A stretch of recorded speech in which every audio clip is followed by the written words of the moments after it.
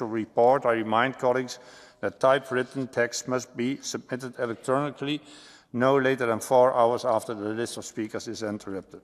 I now call Mr. Gavin, the rapporteur, to reply. Paul, you have 3 minutes.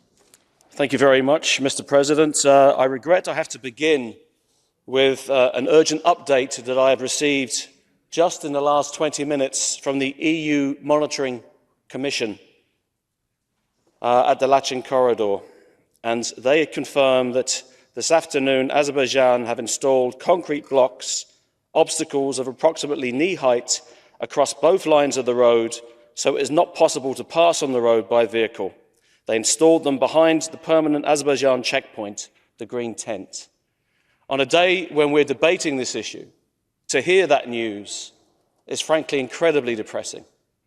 And it really flies in the face of a lot of very positive comments, and I want to thank all of the speakers, because I think there has to be a roadmap to solve this. There has to be a positive response that will solve this issue. And of course it must involve the Council of Europe. It must involve access. Access. Mr. Sayedov said on Monday in a very positive speech, he said, come to the region. But he didn't allow me to come. And he didn't allow anyone yet to come through the Lachin corridor. Isn't that at the heart of this issue? The humanitarian crisis that we are facing, I believe, is extremely serious. People have not been able to access any food or supplies over the last week. There are massive issues, as has been pointed out by speakers, in terms of health and welfare for children. They're facing into prolonged power cuts.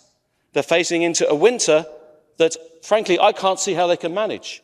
And the only conclusion I can come to, and it's a matter of deep regret that I have to come to this conclusion, it looks as though, unless things change, that the intention is to force the Armenian population of Nagorno-Karabakh in Azerbaijan to leave. And surely that just cannot be acceptable to any of us. Colleagues, I just want to briefly mention the amendments. As you see, there's quite a few of them. I want to ask for your support in relation to 4, 7, 11 and 46. But I have to say to you, the rest of the amendments are of such a fundamentally different character.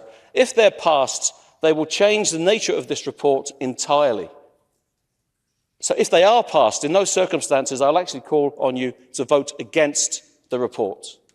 I still have to hope that together, acting in unity, we can give a strong message of solidarity in terms of the humanitarian crisis that is facing and growing daily and weekly in the Nagorno-Karabakh region because, and I reiterate this, the Lachin corridor is closed. And I once again call on our colleagues from Azerbaijan to reopen the corridor, to reconnect the gas and electricity, to get engaged in constructive dialogue, and I call on Armenia to do the same, so that we can all move forward together.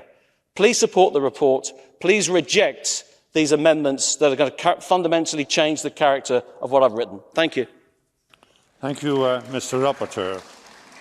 Does Mr. Goncharenko, on behalf of the Committee on Migration, want to speak? Alexei, you have 3 minutes. Thank you. Thank you very much, Mr. President. On behalf of Committee on Migration, Refugees and Displaced People, first of all, I would like